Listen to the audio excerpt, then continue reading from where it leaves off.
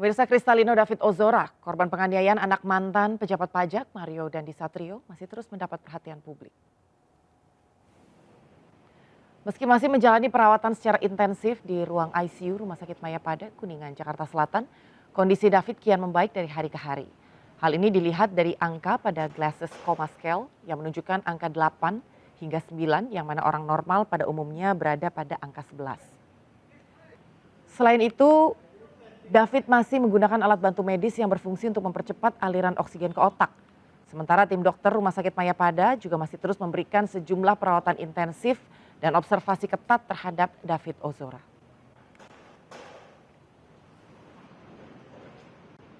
Ya, alhamdulillah sesuai perkembangan David meskipun dalam kondisinya masih tergolong koma ya, tapi ada perkembangan bagus terkait dengan fisiknya bergerak bagus, terus matanya juga melek kadang-kadang tapi nggak lama, terus terkait dengan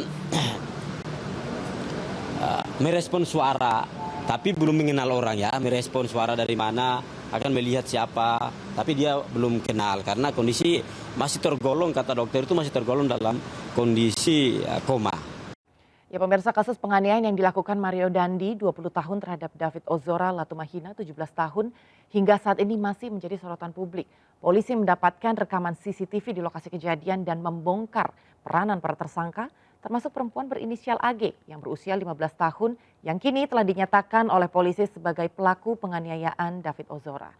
Kasus ini menjadi salah satu dari sekian banyak kasus kekerasan yang dilakukan oleh pemuda dan remaja di Indonesia. Dan lebih jauh kita akan membahas bersama Ike Suharjo, pengamat sosial, sekaligus juru bicara DPP Partai Perindo yang sudah hadir di studio saat ini bersama kami. Selamat sore Mbak Ike. Selamat sore Mbak Anggi. Ini kalau kita lihat semakin kesini semakin aneh, semakin sadis atau udah nggak tahu gimana mendeskripsinya. Kalau Mbak Ike melihatnya ini memang ada pergeseran nilai budayakah atau memang ada pergeseran nilai sosial sehingga perkembangan karakter anak-anak muda sekarang jauh lebih menyeramkan begitu Mbak Ike? Ya, sangat miris ya. Pertama ini saya ingin mengucapkan pada David ya, saya turut prihatin, saya berharap David segera pulih ya, dan sehat kembali gitu. Miris sekali Anggi ketika melihat memang beberapa tayangan video yang beredar. Dan saya berharap juga pelaku saat ini juga harus dihukum seberat-beratnya. Apa yang dilakukan oleh pelaku terhadap korban ini bisa dibilang sadis, brutal. Ini tidak hanya memberikan pelajaran, tapi juga apa yang dilakukan itu adalah seperti membunuh. Korban sudah dalam keadaan tidak sadar tapi diperlakukan, diinjak berkali-kali, lehernya, kepalanya. Nah itu sangat disayangkan. Bagaimana generasi kita ke depan kalau permasalahan tidak diselesaikan? Ini seperti fenomena gunung es ya. Banyak sekali kasus kekerasan kenakalan yang melibatkan remaja dan tidak diselesaikan dengan baik, bahkan berakhir dengan damai. Dan inilah momentumnya kasus ini agar permasalahan ini agar segera dicari akar permasalahan dan diselesaikan dan diusut tuntas sehingga korban mendapatkan keadilan. Kita semua harus mengawal kasus ini dan pelaku harus dihukum seberat-beratnya. Kalau banyak pernyataan dari publik begitu Mbak Ike yang menyampaikan di sini tuh masalahnya ini kompleks. Ada yang mengatakan bahwa peranan orang tua yang dianggap kurang maksimal terhadap didikan secara karakter kepada anak. Ada juga yang mengatakan bahwa ini sekolah mungkin yang terlalu berfokus kepada skor, kepada nilai daripada pengembangan karakter seorang anak. Akhirnya semua dapat dengan gampang. Sekarang kan kita mau akses apapun mudah. Dengan orang tua bekerja, kita materi dengan lebih mudah, mungkin berbeda dengan zaman kita dulu begitu Mbak Ike. Tapi ini betul nggak? Apakah akarnya dari pendidikan keluarga kah? Atau menurut Mbak Ike ada hal lain yang menjadi faktor?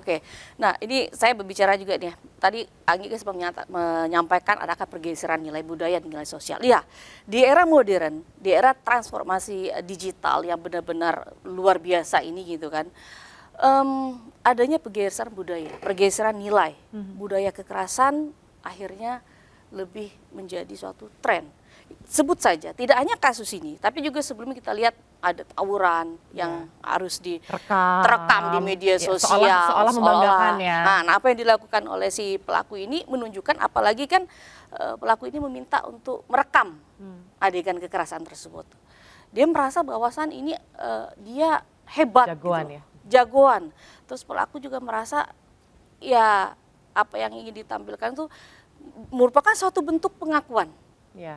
Iya kan? Oke. Nah, faktor apa yang menyebabkan pelaku seperti ini? Kita lihat ke faktor internal dan faktor eksternal. Internal, pentingnya ya madrasah utama atau pendidikan pertama itu berasal dari keluarga, Betul. dari orang tua. Iya. Nah, makanya saya sampaikan tekankan pendidikan karakter di sini tidak hanya di sekolah. Betul. Saya harapkan juga pendidikan kita tidak dimulai dari sejak kita dari TK, dari SD. Nah, begitu juga orang tua. Bagaimana orang tua mengenalkan moral, mengenalkan etika, mengenalkan aturan, mengenalkan agama, itu harus dilakukan sejak ini. Tidak semua anak pejabat seperti perilaku seperti itu kok. Banyak anak pejabat yang masih mempunyai perilaku yang santun, perilaku yang sopan, ya kan? Makanya pendidikan dari orang tua atau pendidikan karakter yang berasal dari orang tua itu sangat penting sekali. Dan begini, kedua juga saya melihat begini. Apa yang dilakukan oleh anak-anak yang usia remaja, ini kan bergejolakan ya, emosi berubah, emosi tidak stabil, ada perubahan hormon, perubahan fisik. Oke, dia harus mendapatkan suatu tuntutan atau pendidikan gitu. Dia harus mendapatkan tauladan yang baik gitu loh. Tauladan yang baik itu harus dimulai dari keluarga. Nah, bagaimana kalau di keluarga tidak mendapatkan tauladan yang baik? Akhirnya dia mencari di luar, di lingkungan. Itulah tadi faktor eksternal. Iya, kalau lingkungannya positif. Kalau lingkungannya negatif, dia terlibat dengan sekelompok atau anak-anak yang anarkis, yang anak-anak yang suka tawuran, anak yang berperilaku kerasan, akhirnya terpengaruh. Tuh. Dan kedua juga faktor dari media, gitu, pengaruh dari internet, media dari luar, gitu, media sosial itu sangat juga berpengaruh. Dia ingin mendapatkan pengakuan ya dengan apa tadi tren, istilah FOMO ya, apa yang menjadi tren sekarang mungkin bagi mereka kan adalah kekerasan. Nah, itulah mereka ingin menunjukkan eksistensinya pengakuan dari luar itu dari kekerasan. Berarti sebenarnya ini kalau masih mencari eksistensi dari luar, berarti sebenarnya memang belum mendapatkan penerimaan, acceptance atau pengakuan justru dari keluarga. Betul. Karena kalau misalnya anak itu sudah merasa whole, sudah merasa penuh dari dalam keluarga begitu kan ya, dia nggak perlu lagi nyari pengakuan dari luar sebenarnya. Betul kan Ibu kan sebetulnya. Jadi sebenarnya kasus David ini sepertinya juga jadi alert buat kita ya. Iya, benar-benar satu pelajaran. Jadi pelajaran untuk kita Karena semua. kasus ini juga bukan hanya tugas dari seorang guru saja. Ya kan, dari sekolah, bukan hanya tugas dari seorang penegak hukum saja gitu kan, aparat, bukan tugas dari pemerintah saja, namun juga peran yang paling penting adalah orang tua, karena orang tua yang memahami anaknya gitu. Jadi sesibuk apapun aktivitas orang tua di rumah harus ada bonding harus ada perhatian, harus ada kasih sayang. Ya, karena anak-anak sumuran itu kan membutuhkan untuk apa dilimpahkan, diberikan harta yang berlimpah gitu kan, tapi tidak ada kasih sayang, tidak ada perhatian. Sebenarnya itu sederhana ya, salah satu sudah makan, sudah sholat kayak gitu kan, terus anak itu akhirnya Sabtu Minggu nanti mau kemana, nanti setidaknya sibuknya pun harus menyisihkan waktu dalam 1 minggu sekali, masa nggak bisa orang tua menyisihkan waktu untuk pergi men-treat anak, pergi bersama misalkan simple ya, nggak usah jauh-jauh ya, berkebun, nonton atau ke mall mungkin belanja bareng, itu kan salah satu bentuk bagaimana perhatian terhadap anak.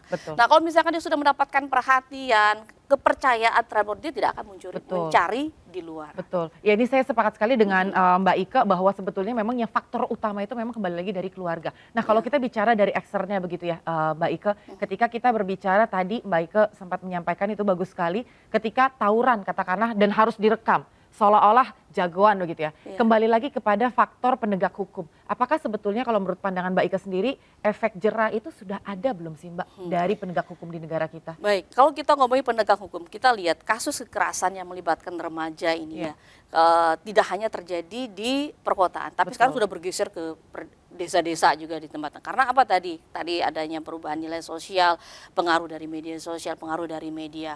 Dan gue akan lihat efek jera itu kalau saya perhatikan tampaknya belum terlihat belum ada. Karena kenakalan yang dilakukan oleh remaja ini ujung-ujungnya akan berakhir dengan damai. Kayak gitu. Berarti ini jadi apa namanya? Jadi evaluasi juga. Jadi evaluasi. Makanya dengan kasus penganiayaan yang dilakukan oleh pelaku terhadap David ini, Nah ini juga salah satu momentum bagaimana kita agar bergerak dan bekerja sama untuk menuntaskan apa sih menjadi akar permasalahan dari kenakalan remaja. Karena kenapa?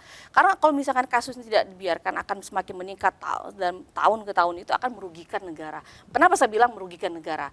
Karena generasi kita 2045 ini, tahun 2045 ada generasi gold ya, generasi emas.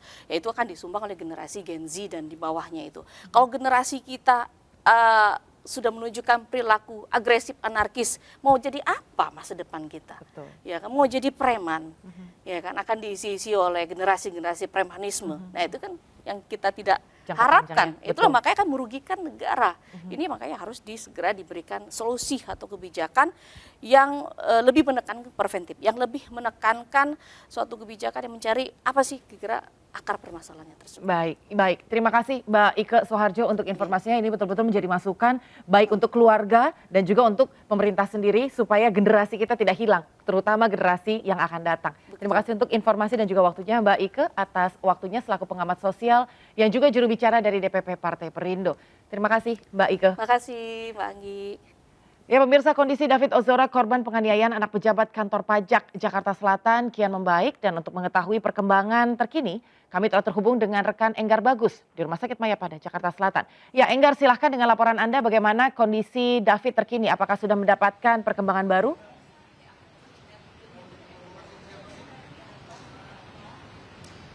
Ya baik Anggi dan juga pemirsa, saat ini saya sedang berada di RS Mayapada Hospital Kuningan Jakarta dan kondisi terbaru korban penganiayaan dari Mario Dandi Satrio yakni Kristalino David Ozora kian membaik. Update terakhir yang kami himpun dari salah satu tim kuasa hukum David yakni Syahwan Are usai menjenguk tadi sekira pukul 10 pagi tadi bahwa kondisi David kian membaik. David juga sudah mulai memberikan respon gerakan, respon berkedip dan juga mampu melihat meskipun tidak terlalu lama. Selain itu, tim dokter di Mayapada Hospital juga terus mengabarkan informasi seputar mengenai kesehatan terbaru David Ozora ini kepada pihak keluarga setiap 3 hingga 4 kali dalam sehari. Dan bila memang kondisi David ke depannya nanti akan terus membaik dan diperkirakan 1 hingga 2 minggu David sudah bisa dipindahkan di ruang rawat inap. Namun demikian pihak keluarga pun berharap kondisi David ini nanti sekitar 4-5 hari sudah bisa dipindahkan ke ruang rawat inap. Anggi? Enggar Bagus untuk informasinya, kami akan menunggu seperti apa informasi lebih lanjut nantinya. Selamat bertugas kembali. Baik pemirsa, Wamenkyu mengaku hanya mengetahui harta kekayaan yang mencurigakan di LHKPN. Informasi usai jeda tetap di MNC Business.